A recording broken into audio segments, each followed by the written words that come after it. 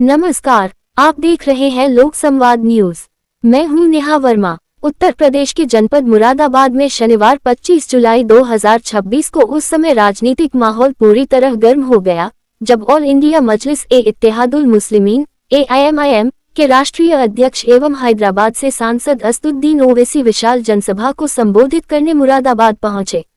जामा मस्जिद पाक में आयोजित इस जनसभा में लोगों का ऐसा जनसैलाब उमड़ा कि पूरा मैदान खचाखच भर गया। हालात यह रहे कि कार्यक्रम स्थल के आसपास की इमारतों की छतों, बालकनियों और जामा मस्जिद पुल तक पर हजारों लोग मौजूद दिखाई दिए। दूर दराज से आए समर्थकों ने अपने नेता का गर्मजोशी से स्वागत किया और पूरे कार्यक्रम के दौरान जोश और उत्साह का माहौल देखने को मिला। कार्यक्रम शुरू होने से काफी पहले ही लोग जामा मस्जिद पाक पहुंचने लगे थे।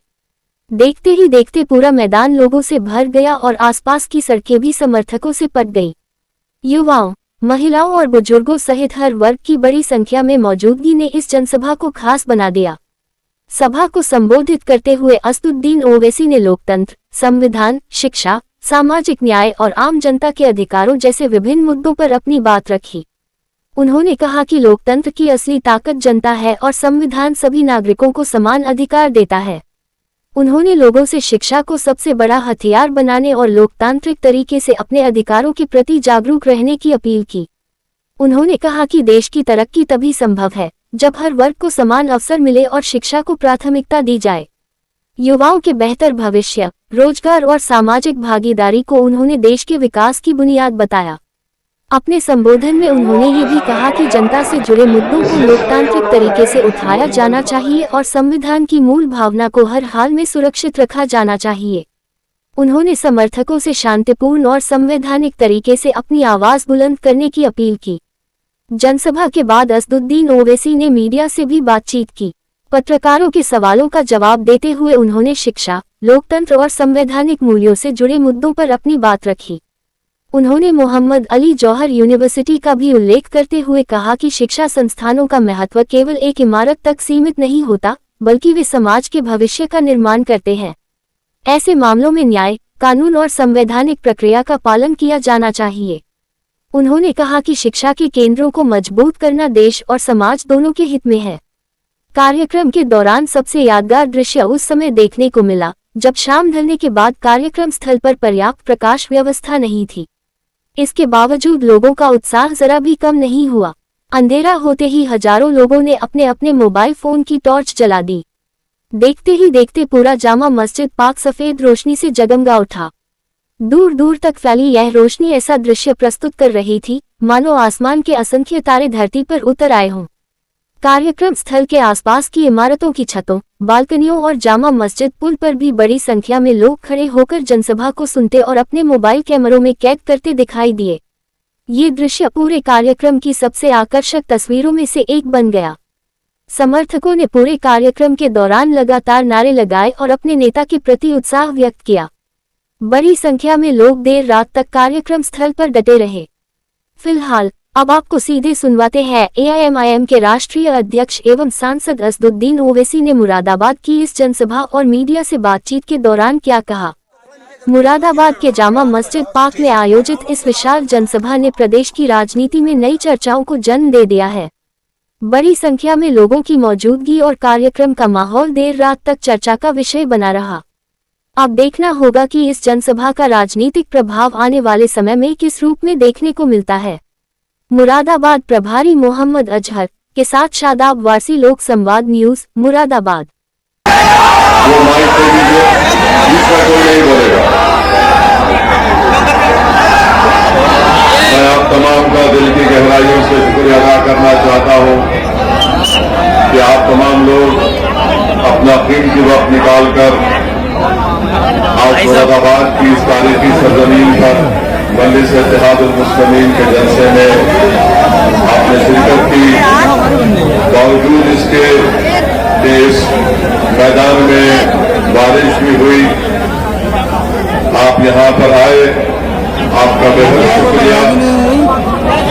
आप तमाम लोगों की इतनी बड़ी तादाद में यहाँ पर मौजूदगी इस बात का पैगाम देती है कि इंशाअल्लाह ताला आने वाले वक्त में और खास तौर से जो विधानसभा और असेंबली के चुनाव उत्तर प्रदेश में होंगे, मुरादाबाद जिले की आवाम ने और इंशाअल्लाह उत्तर प्रदेश के आवाम ने एक फैसला ले लिया कि अब की बार हम दरी नहीं बिछाएंगे, बल्कि हम अपने वोट और अपनी दुआओं से अपनी लीडरशिप को पैदा करेंगे इंशाअल्लाह। मैं आपसे माजरत खा भी हूं कि हम लाइट नहीं लगा सके, क्योंकि प्रशासन ने ये कहा कि बारिश की वजह से बेहतर यह है कि आप लाइट मत लगाइए। तो मैंने और फिर हमने देखा कि समाजवादी पार्टी के नेता अखिलेश ने सोशल मीडिया पर लिखा कि जौहर यूनिवर्सिटी की उन तमाम बिल्डिंग्स को रेगुलराइज कर दिया जा सकता है। अखिलेश यादव ने कानून का हवाला दिया, कहा कि 1973 का उत्तर प्रदेश नगर विकास अधिनियम, इसके तहत जौहर यूनिवर्सिटी को रेगुलराइज कर दिया जा सकता है। मैं पूछना चाह रहा हूं सपा के चमचों से,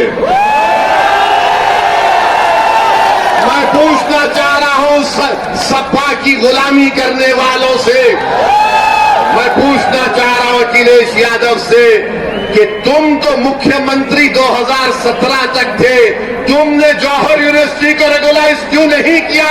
अगर 1973 का कानून था तो तुमने क्यों नहीं किया? तो और बुजुर्गों, फिर अभी आपके सामने कहा गया कि मुरादाबाद स्मार्ट सिटी में डेवलपमेंट का काम जो दावे करती है, मगर बताओ करोला में जामा मस्जिद और पुराने शहर में विकास का काम क्यों नहीं कराया गया? चला गया। मेरे अजीज दोस्तों और बुजुर्गों, ये सच्चाई मैं आपके सामने रख रहा हूं और मैं उत्तर प्रदेश के मुख्यमंत्री से पूछ रहा हूं कि राम मंदिर में ये चोरी कैसे हुई? ये चोरी कैसे हुई? चंपक को आपने छोड़ दिया, आपको पकड़ लिया। बताइए, आप धोखा दिया गया था आस्था आस्था कहकर। अरे असली आस्था इनकी नोट में है, पैसे में है। लूटने के लिए सब तमाम काम किया गया। आज आप देख रहे हैं कि कुदरत इन लोगों को कैसे बेनिकाब कर रही है, कैसे इनके तमाम गंदे अज़ाइम को कुदरत अवाम के सामने ला रही है। उसको छुपाने के लिए मस्जिद का मसला उठाया जाता है। अब तैयार हो जाइए, बाबा अपनी जबान से बोलेंगे 80-20 का खेल होगा। बाबा बोलेंगे 80-20 और उधर से सपा वाले बोलेंगे 20 हमारी जेब में है। हम किसी के जेब में नहीं है, हम किसी धर्म के खिलाफ थे ना कभी रहेंगे इंशाअल्लाह ताला। हमारी लड़ाई किसी धर्म के खिलाफ ना थी ना रहेगी। हमारी लड़ाई हमारी इज्जत की लड़ाई है, हमारी लड़ाई हमारे हुकूक की लड़ाई है, हमारी लड़ाई इंसाफ की लड़ाई है, हमारी लड़ाई हिस्सेदारी की लड़ाई है। अब हम दरी नहीं बिछाकर नीचे नहीं बैठना चाहते, अब हम बराबरी चाहते हैं। अगर कुर्सी होगी, अखिलेश बैठेगा कुर्सी के सामने, तो वैसी उस कुर्सी के सामने पैर पे पैर डालकर बैठ से रास्ता किया जाए। हम जिंदा इसलिए रहेंगे कि कोई नाइंसाफी हमसे ना करे। याद रखो, अगर जिंदा है तो जिंदगी का सबूत देना पड़ेगा। और कैसे देना पड़ेगा? जज्बाती तकारीर से नहीं, नारों से नहीं, मगर इत्तेहाद से देना पड़ेगा। क्या आप इत्तेहाद को मजबूत करेंगे? क्या आप मजलिस का साथ देंगे? मेरे भाई, ये नौजवानों, ये लड़ाई तुम्हारे मुस्तकबिल की है। मैं यहाँ पर नेता बनने के लिए नहीं आया हूँ और अल्लाह मेरे दिल का हाल जानने वाला है। मैं यही चाहता हूँ कि तुम नेता बनो, तुम सांसद बनो, तुम विधायक बनो, तुम लीडर बनो, तुम इस कलम से अपने मुकद्दर के फैसले करो। ये मजलिस इत्तेहाद मुस्लिमीन चाहती है इंशाअल्लाह ताला 29 में कोई 80 साल का शख्स इस देश का वजीर आजम नहीं बनेगा। कोई 40-45 साल का नौजवान इस मुल्क के मुकद्दर को बदल देगा, जहां पर अमन होगा, इंसाफ होगा, किसी के पास नफरत नहीं होगी। ये मजलिस इसकी आप तमाम का बेहद शुक्रिया और मैं शुक्रगुजार हूं। एडवोकेट जफर साहब संभल से आए हैं। ये वो आदमी है जिसने अल्लाह के घर की हिफाजत के लिए जेल को जाना पसंद किया, जालिम से समझौता करके। हम जफर साहब का शुक्रिया अदा करते हैं और साथ ही साथ हमारे इरफान चौधरी, दानिश चौधरी जो शामली से आए हैं, बिलाल चौधरी, नाजिम साहब, नदीम अलीगढ़ से, शादाब अलीगढ़ से, अफजल अलीगढ़ से और फैज अलीगढ़ से आए हैं। तो मेरे भाई, आपने एक बात को भी देखा होगा कि उस जंतर मंतर पर ऐसा मंतर पड़ा जा रहा था कि हैदराबाद और मुंबई में ये जो बच्चे मीम्स बना रहे थे, मैं तौबा ही कर सकता हूं। क्या क्या कर दिया आपने। मोदी को नहीं छोड़ा, बाबा को नहीं छोड़ा, संघ परिवार को नहीं छोड़ा, सबको बता दिया क्या क्या कर दिया। बहरहाल मेरे भाई, डरने और घबराने की जरूरत नहीं है। अपने इत्तेहाद को मजबूत रखिए, जिंदगियों को बचाइए, जालिम की साजिश का शिकार मत होइए। हम डर कर वोट नहीं डालेंगे, हम बेखौफ होकर उम्मीद की बुनियाद पर मजलिस को कामयाब करेंगे इंशाअल्लाह ताला। मजबूरी के नाम पर आपने दूसरी पार्टी को वोट दिया, अब मजबूरी के नाम पर नहीं, अब बहादुरी के नाम पर वोट पड़ेगा इंशाअल्लाह। आप तमाम का बेहद शुक्रिया कि आज आप यहां पर आए। मैं पुलिस प्रशासन का और उनका भी तमाम का शुक्रगुजार हूं। लाइट नहीं थी, हमको लाइट की जरूरत नहीं है। दिलों में अल्लाह ने जो रसूलुल्लाह सल्लल्लाहु अलैहि वसल्लम का उम्मती हमको बनाया, वो हमारे लिए काफी है। हमारा वजूद दुनिया के अंधेरों को खत्म करना था, हमारा वजूद दुनिया में एक रोशनी पैदा करना था और इंशाअल्लाह ताला वो होकर रहेगा। एक मर्तबा जरा सिर्फ आपने एक बात को भी देखा होगा कि उस जंतर मंतर पर ऐसा मंतर पड़ा जा रहा था कि हैदराबाद और मुंबई में ये जो बच्चे मीम्स बना रहे थे, मैं तौबा ही कर सकता हूं। क्या क्या कर दिया आपने। मोदी को नहीं छोड़ा, बाबा को नहीं छोड़ा, संघ परिवार को नहीं छोड़ा, सबको बता दिया क्या क्या कर दिया। बहरहाल मेरे भाई, डरने और घबराने की जरूरत नहीं है। अपने इत्तेहाद को मजबूत रखिए, जिंदगियों को बचाइए, जालिम की साजिश का शिकार मत होइए। हम डर कर वोट नहीं डालेंगे, हम बेखौफ होकर उम्मीद की बुनियाद पर मजलिस को कामयाब करेंगे इंशाअल्लाह। मजबूरी के नाम पर आपने दूसरी पार्टी को वोट दिया, अब मजबूरी के नाम पर नहीं, अब बहादुरी के नाम पर वोट पड़ेगा इंशाअल्लाह। आप तमाम का बेहद शुक्रिया कि आज आप यहां पर आए। मैं पुलिस प्रशासन का और उनका भी तमाम का शुक्रगुजार हूं। लाइट नहीं थी, हमको लाइट की जरूरत नहीं है। हमारे दिलों में अल्लाह ने जो रसूलुल्लाह सल्लल्लाहु अलैहि वसल्लम का उम्मती हमको बनाया, वो हमारे लिए काफी है। हमारा वजूद खत्म करना था, हमारा वजूद दुनिया में एक रोशनी पैदा करना था और इंशाअल्लाह ताला वो होकर रहेगा। एक सेल फोन की लाइट खोल लीजिए।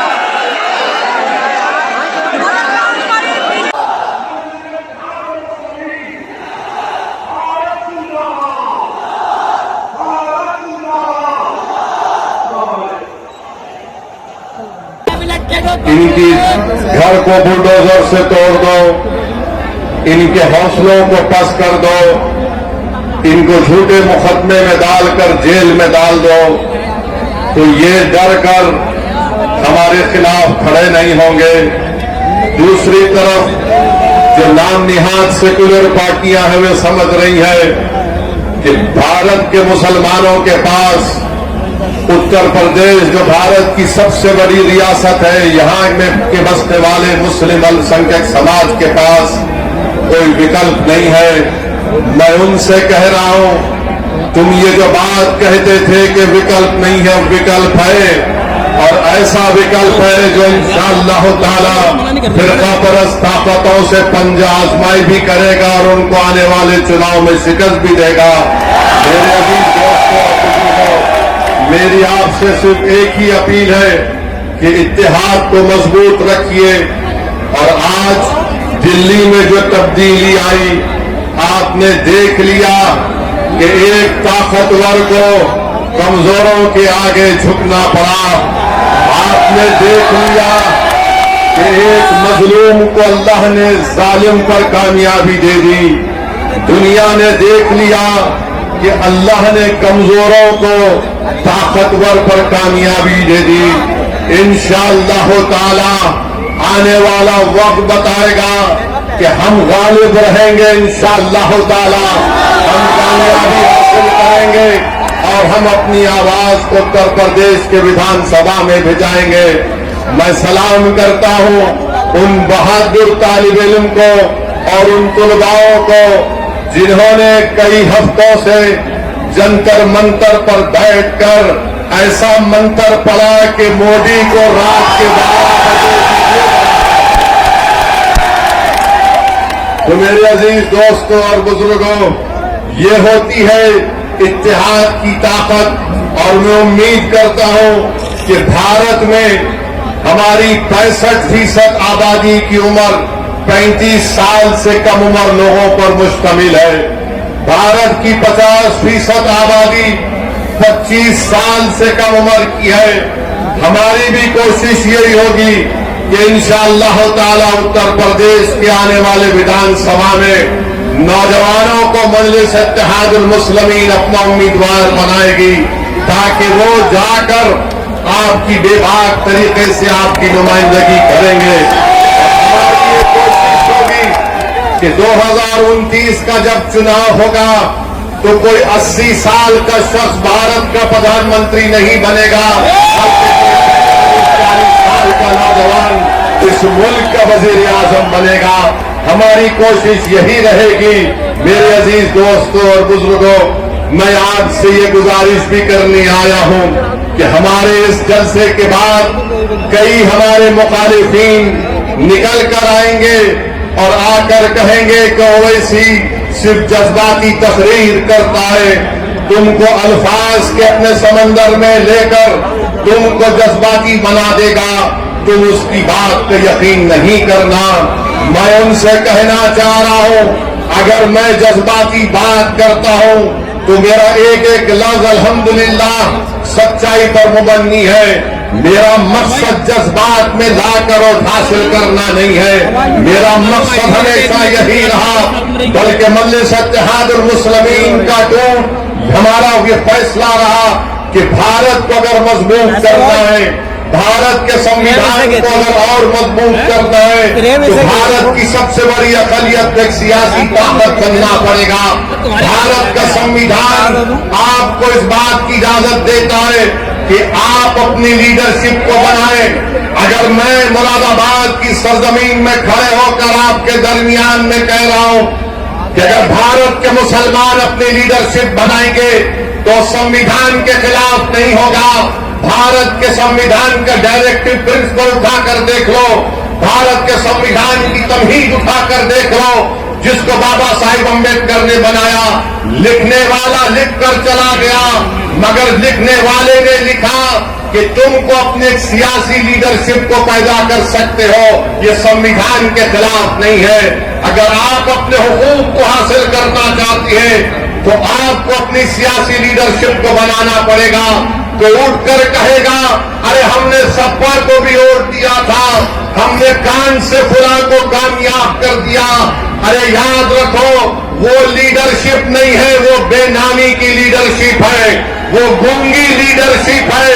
लीडरशिप वो होनी चाहिए जो जालिम के आंख में आंख डालकर आपके हक की लड़ाई लड़ सके, जो तुम्हारी नाइंसाफी को उसको खत्म कर और तुमको इंसाफ दिला सके। मेरे अजीज दोस्तों और बुजुर्गों, अपने वोट का सही इस्तेमाल करिए। अब चुनाव का मौसम आएगा तो कोई आकर कहेगा कि फुला को मुख्यमंत्री बनाना है, भाई साहब हम सत्ता में आ रहे हैं। मेरे भाई, कितने मर्तबा आपने वोट दिया और सत्ता में भैया आते ही नहीं है। 14 में वोट दिया, मोदी कामयाब हो गए। 17 में वोट दिया, नाकाम हुए। 19 में वोट दिया, नाकाम हो गए। फिर 22 आया तो फिर कहा आ गए, मुख्यमंत्री बन गए। आपने उनकी बात पर यकीन किया, मगर आप क्या देखते हैं कि हम सिर्फ वोट डालकर खामोश बैठ जाने वाले हमको बना दिया गया। मैं आपसे कह रहा हूं कि वोट डालने वाले मत बनिए, शहरी बनिए, सिटीजन विद राइट्स बनिए। आप अगर शहरी बनेंगे तो आपको आपके पूरे हुकूक मिलेंगे। अगर आप सिर्फ वोटर बनकर रह जाएंगे तो कोई इंसाफ नहीं होगा। हमारे नौजवानों का मुस्तकबिल अच्छा नहीं हो सकेगा। हमारे बच्चियों को तालीम का इंतजाम हम पैदा नहीं कर सकेंगे। हमारे इलाकों और गांव और बस्तियों में विकास का काम नहीं होगा। आपको शहरी बनना पड़ेगा, वोटर नहीं बल्कि सिटीजन विद राइट्स बनना पड़ेगा, ताकि हम वो तमाम हुकूक को हासिल कर सके जो दूसरे समुदायों को हासिल है। आज अगर आप वोटर बनकर सिर्फ यही समझेंगे कि मुझे उनको वोट देना है, सत्ता में आ रहे, मेरे भाई गलती मत करिए। 4 मरतबा आपने गलती की, आपने अपनी लीडरशिप को पैदा नहीं किया। यकीनन जंतर मंतर पर बैठने वाले बच्चों से इज़हार हमदर्दी और उनका साथ देना अच्छी चीज है, मगर मैं ये पूछना चाहता हूं, आजम खान को जेल में डालने के बाद सजा हो गई, कितने सपा के लोग रोड पर निकलकर आकर धरना दिए? बताओ, हमको कोई जवाब नहीं दे सकेगा। अतीक को पुलिस कस्टडी में गोली मार दी गई, कोई एहतजाज बुलंद नहीं किया जाता। ऐसे कितनी मिसालें मैं तुम्हारे सामने रख सकता हूं। मेरे अजीज दोस्तों और बुजुर्गों, आज आप देख रहे हैं कि उत्तर प्रदेश में बीजेपी की सरकार है, वो एक पूरी कोशिश कर रही है कि मुस्लिम अकलियत के बच्चे और बेटियां हमारी तालीम याफ्ता ना हो। इसीलिए जौहर यूनिवर्सिटी को डिमोलिश करने की, तोड़ने की नोटिस दी जाती है। मुझे इस बात का यकीन कर लीजिए कि बीजेपी आरएसएस की हिंदुत्व की आइडियोलॉजी नहीं चाहती कि भारत में मुसलमान ताकतवर बने, ये कमजोर करना हमको चाहती है। तो मैं आपसे अपील कर रहा हूं कि उद्दीन ओवैसी को गाली देने वालों, जरा ये तो बता दो कि महकमे माल उत्तर प्रदेश की रेवेन्यू डिपार्टमेंट ने ठाकुर द्वारा तहसील में 36 मस्जिदें, मदरसे, मज़ारात और कब्रस्तान को बुलडोजर करने की एक लिस्ट बनाई है। यहाँ के विधायक कौन है? नवाब जान खान।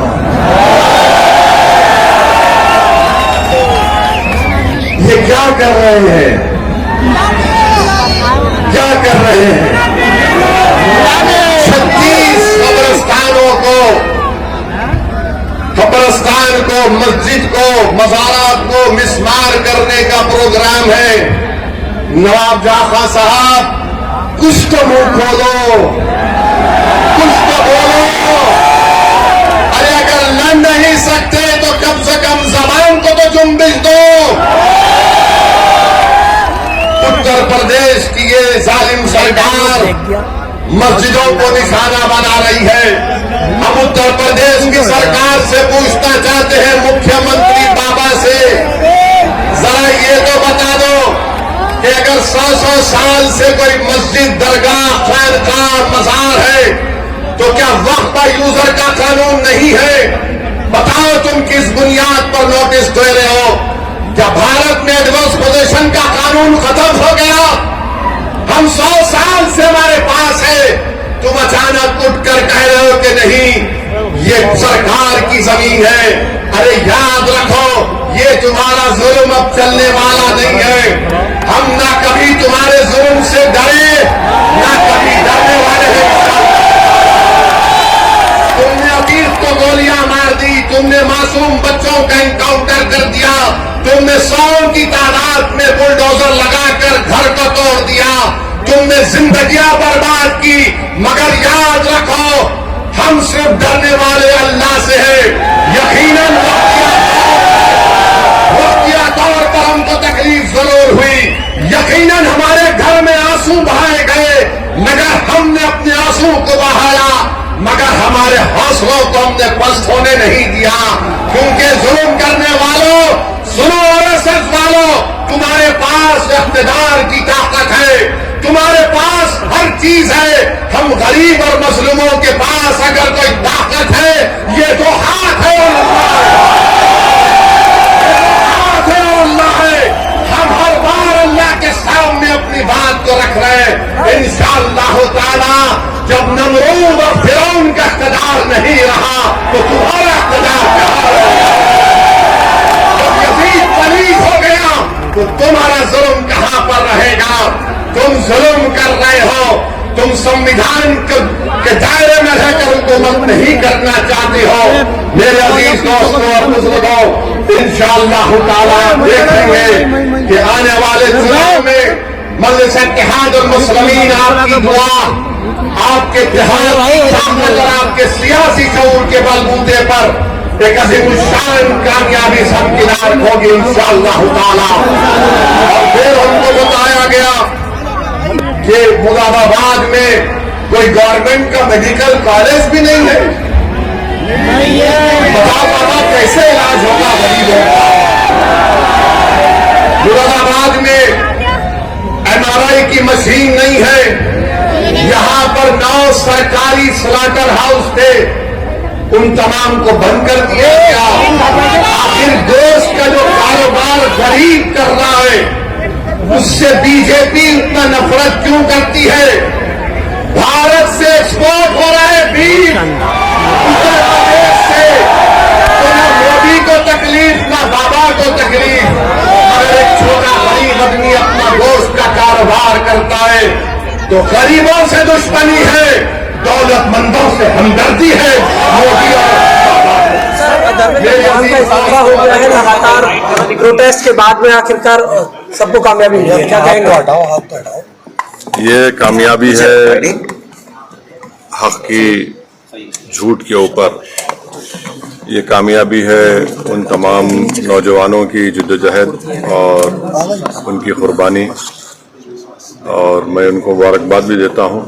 और आज का जो तब्दीली पैदा हुई है वो इस बात की तरफ इशारा देता है कि मोदी सरकार अगर ये समझ रही है कि वो जो चाहे कर सकती है, चाहे बुलडोजर से घर तोड़ सकती है या फिर किसी को दबा सकती है, तो इस आंदोलन ने इस बात का उनको खुला पैगाम दे दिया है कि अब तानाशाही नहीं चलेगी। लोकशाही अगर चलाना है तो संविधान के दायरे में जिसको बाबा साहब अम्बेडकर ने बनाया उसके तहत चलाना पड़ेगा। और हम उम्मीद करते हैं कि मुस्तकबिल में, फ्यूचर में कोई पेपर लीक कहीं पर भी किसी प्रदेश में या फिर किसी हमारे देश के नेशनल जो एग्जाम्स होते हैं उस पर नहीं होगा। अभिजीत लिपके कह रहे हैं कि अभी ये लड़ाई बाकी है, अभी तो ये सिर्फ शुरुआत है। क्या कहा आपने? अभिजीत लिपके कह रहे हैं कि अभी तो ये लड़ाई और भी बाकी है, अभी ये शुरुआत हुई है। प्रोटेस्ट भी सर पहला विकेट गिरा है, प्रोटेस्ट खत्म हाँ, कर तो दिया। लड़ाई लड़ने का इख्तियार भारत के संविधान ने सबको दिया है और अभी मोदी सरकार के अभी 2 ही साल तो मुकम्मल हुए हैं, तो जाहिर है सबको मिलकर जद्दोजहद करना पड़ेगा। अखिलेश यादव कह रहे हैं कि इनकलाब की जीत हुई है। अब वो उनके बारे में मुझे सर, अजय राय हैं कांग्रेस अध्यक्ष, वो कह रहे हैं कि अब धर्मेंद्र प्रधान की गिरफ्तारी भी होनी चाहिए और फिर उसके बाद भी जांच होनी चाहिए। कोई दूसरी पार्टी का क्या बोलेगा, हमसे क्यों पूछ रहे हैं आप? वो जवाब देंगे अपना। सर लीडर ऑफ अपोजिशन के पे तो वो बताएंगे सर। वो बोल रहे हैं कि लड़ाई जो है इस पूरे मामले में जो कार्रवाई है, जिन्होंने लाठी चार्ज किया है पुलिस वालों पे, उनके खिलाफ कार्रवाई होनी चाहिए और एक्शन सख्त होना चाहिए। आपका क्या स्टैंड है? 4 लोगों को पेलेट गन से गोली मारी गई और एक की तो आंख जाय होने वाली है। इस पर एक्शन होना जरूरी है कि कैसे पेलेट गन इस्तेमाल किया गया और जिन लड़के लड़कियों का लाठियों से सर फोड़ा गया है वो वीडियो विजुअल तो सारी दुनिया ने देखे हैं और वो मसला दिल्ली हाई कोर्ट में भी गया है, अब शायद सुप्रीम कोर्ट भी उसमें सुनवाई होगी। तो सरकार को चाहिए कि ये कैसे हो रहा है। तो यकीनन ये पेलेट गन आप देखिए कि जब जम्मू कश्मीर में इसको इस्तेमाल किया गया था, करीब मेरे ख्याल से अगर मैं गलत ना कहूं तो 1000 के ऊपर लोगों को पेलेट गन से मारा गया था। उसमें से 50-60 लोग बिल्कुल देख नहीं सकते हैं। तो पेलेट गन का इस्तेमाल जिन 4 युवाओं पर हुआ है उसकी तो तहकीकात होनी चाहिए। एक तो मंसूरी है जबलपुर मध्य प्रदेश के जो BA MBA करे, एक इसमें कोई आपकी बरादरी का आउटलुक का जर्नलिस्ट है। तो ऐसे कैसे होगा? तो बिल्कुल गलत हुआ है। और जिन लड़कियों को आपने उनसे बदसलूकी की, बल्कि वो तो सेक्सुअल असॉल्ट भी हो उनके ऊपर, वो भी कैमरास वीडियोस में कैद है। तो इस पर यकीनन एक्शन होना चाहिए। 36 दिन बाद इस्तीफा आया, इतने कियोस के बाद, तो आपको लगता है कि सरकार ने देरी की है इसमें? अब सरकार झुकने के लिए देरी कर दी ना, 36 दिन लगे उनको झुकने के लिए। शिक्षा व्यवस्था में कुछ सुधार अब होना है सर। इसमें किस तरह की उत्तर प्रदेश में कितने पेपर का लीक हुआ बताइए? कितने पेपर्स का लीक हुआ है? तो हम उम्मीद करते हैं कि ये देखिए, सरकार कह रही है कि 2024 में कानून बनाया पेपर लीक के खिलाफ, उसमें 10 साल और 1 करोड़ का फाइन लगाया। अब आप कह रहे हैं कि 10 करोड़ का फाइन होगा। भाई पेपर लीक हो क्यों रहा है वो तो देखिए। आप कानून बनाएंगे, ये बनाएंगे। अच्छा, फास्ट ट्रैक कोर्ट तो एक मजाक बन चुका है। 2009 में फास्ट ट्रैक कोर्ट बनाया गया और 2019 से बनाया गया। 2019 से 2026 तक आपको मालूम कितना खर्चा हुआ उसके पर? पार्लियामेंट में जवाब दिया 1100 करोड़ के। और अभी भी पूरे देश में 2,65,000 केसेस फास्ट ट्रैक कोर्ट में चल रहे हैं। अभी बैकलॉग है। उत्तर प्रदेश में 71% बैकलॉग है। तो ये सरकार के बोलने में और करने में बहुत फर्क है। चलिए, थैंक